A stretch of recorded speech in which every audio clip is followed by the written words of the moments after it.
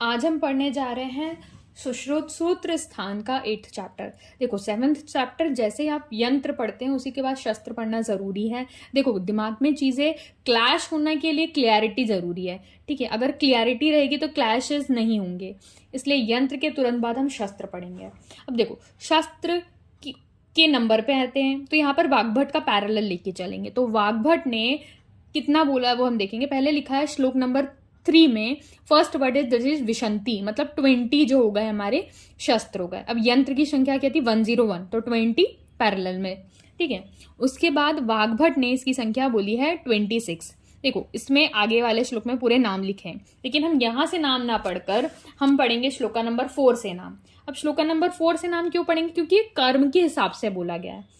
पहला जो कर्म है दैट इज छेदन और लेखन, छेदने लेखने। अब छेदन और लेखन के लिए कौन सा शस्त्र इस्तेमाल होता है, दैट इज मंडलाग्र करपत्रे। मंडलाग्र और करपत्र दो हो गए छेदन लेखन के लिए।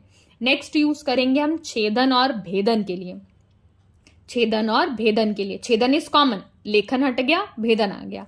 उसके लिए वृद्धि पत्र, नख शस्त्र, मुद्रिका, उत्पल पत्र, अर्धधाराणी, ठीक है। इतने यंत्र हम यूज करेंगे छेदन और भेदन के लिए। फिर विस्त्रावण के लिए, विस्त्रावण क्या होता है, कोई चीज को निकालना ना। विस्त्रावण के लिए तो पहले हम सुई से उसको क्या कर देंगे, चुभो देंगे।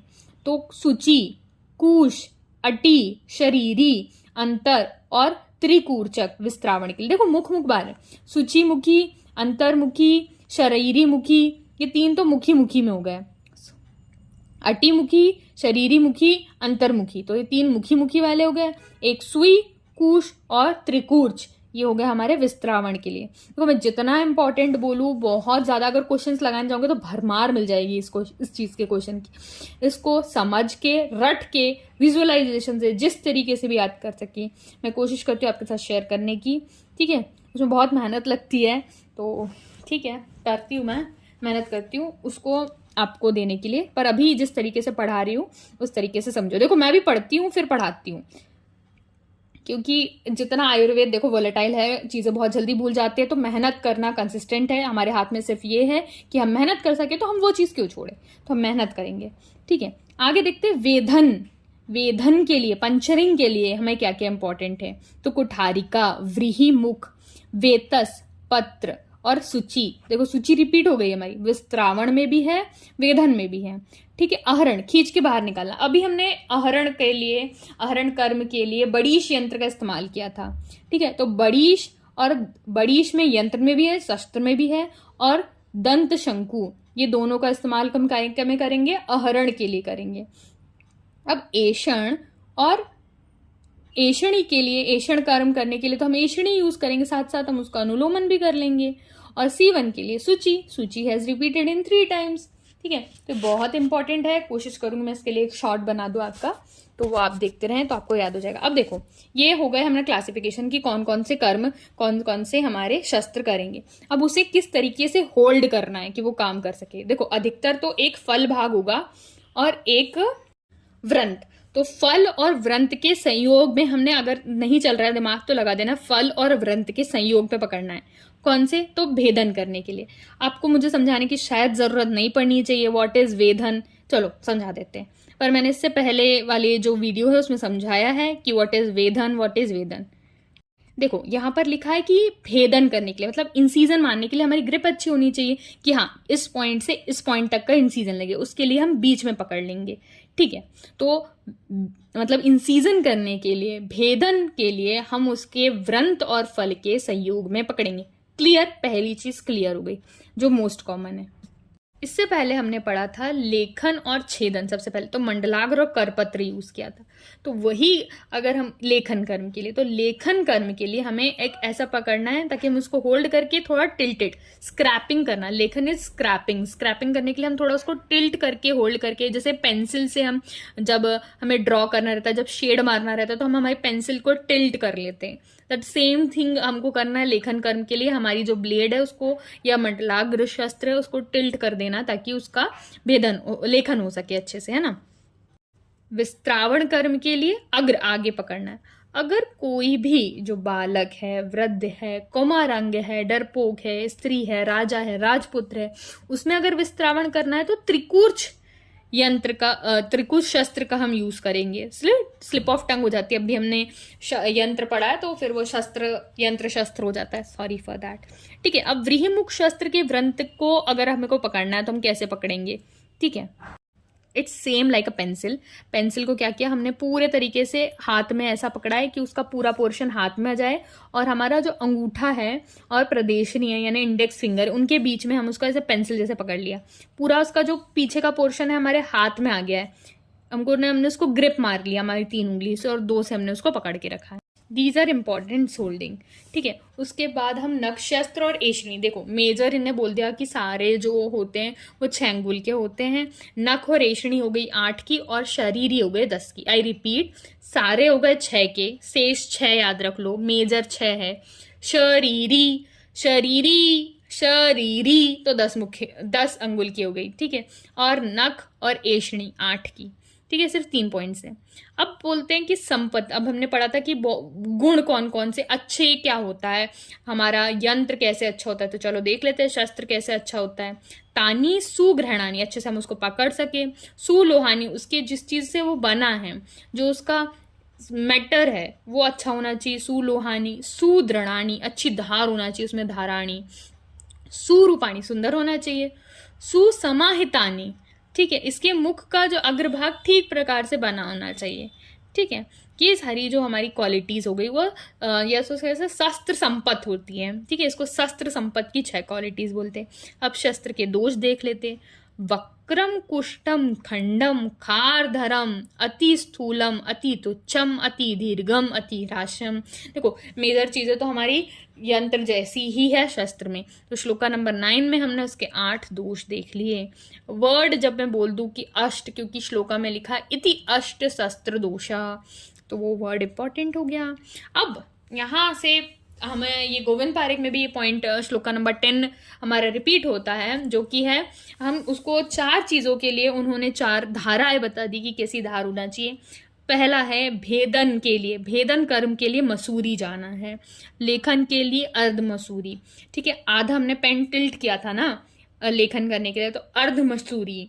ठीक है, वेधन करने के लिए, विस्त्रावण करने के, वेधन एंड विस्त्रावण दोनों वी जिसमें हमें दोनों में सूची आई थी। वेधन विस्त्रावण केशिकी से करेंगे, वेधन विस्त्रावण केशिकी, और छेदन इज अर्ध केशिकी। आई रिपीट, इंपॉर्टेंट है, बहुत इंपॉर्टेंट है।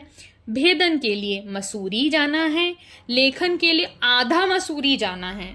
ठीक है, और जो 2 डबल चीजें पड़ी, वेधन और विस्त्रावण, 2 डबल चीजें होगी तो चीजें आधी नहीं हो सकती। और कहा केशिकी, और छेदन के लिए अर्धकेशरी, निकाल के तो बाहर फेंकना है। तो इस तरीके से हमारा ये पोर्शन हो जाता है।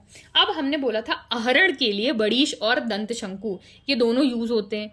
तो इसके लिए श्लोका नंबर 11 में बोला है कि इनका अग्रभाग थोड़ा मुड़ा रहेगा, तभी तो कुछ ग्रिप बनेगी, और तभी तुम्हें किसी चीज को बाहर निकाल के फेंक सकती हो ना। तो आहरण मतलब बाहर निकाल, किसी को पकड़ना है, ग्रिप बनाना और फेंकना है बाहर। ठीक है, इस तरीके से समझेंगे। तो आहरण के लिए जो हम बोल रहे हैं कि अग्रभाग से वो कैसा होगा, थोड़ा सा मुड़ा होगा। अब यहाँ पर बहुत अच्छे से एषणी के टाइप्स बताए श्लोका नंबर 11 के नेक्स्ट लाइन में। तीक्ष्ण कंठक कैसी होगी, एषणी हमारी तीखे कांटों की मुख हो गया उसमें। फिर नेक्स्ट है यवपत्र मुखाएषणी, यवपत्र के समान हो जाएगी।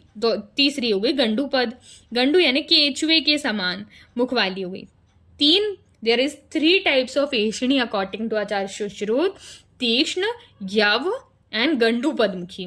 भूलना नहीं है, जब हम चरक में पढ़ते 2 ही रहती है, मृदु एंड तीक्ष्ण। ठीक है, अब यहां पर पायना वर्ड आता है। देखो पायना एक चीज से हम ऐसे समझ सकते हैं कि अगर मुझे अपना जो शस्त्र है, यंत्र है, मेनली हम शस्त्र की बात समझते हैं, है ना, शस्त्र को अगर किसी स्पेसिफिक काम के लिए यूज करना है तो चलो मैं उसकी धार शार्प करने के लिए उसको पायना कर लेता हूँ, उसको पायने की तरह यूज कर सकता हूँ। तो पायने से क्या होगा, उसकी जो जैसी मुझे चाहिए जिस कर्म को करने के लिए, वैसी उसकी धार, आइडियल धार हो जाएगी। तो वही यहाँ पर लिखा है श्लोका नंबर 12 में देखेंगे कि शस्त्र को तेज करने के लिए हम उसका क्षार, जल या तेल में डुबोकर उसका पायना करते हैं। ठीक है। अब अगर मुझे जितना शार्प चाहिए, देखो क्षार हमारा जो होता है बहुत तीक्ष्ण होता है, तो उसके लिए अगर वो सर शल्य अस्थि छेदन, अगर मुझे अस्थि का छेदन करना है तो मैं अपना शस्त्र को क्षार में डुबो दूंगा, ठीक है।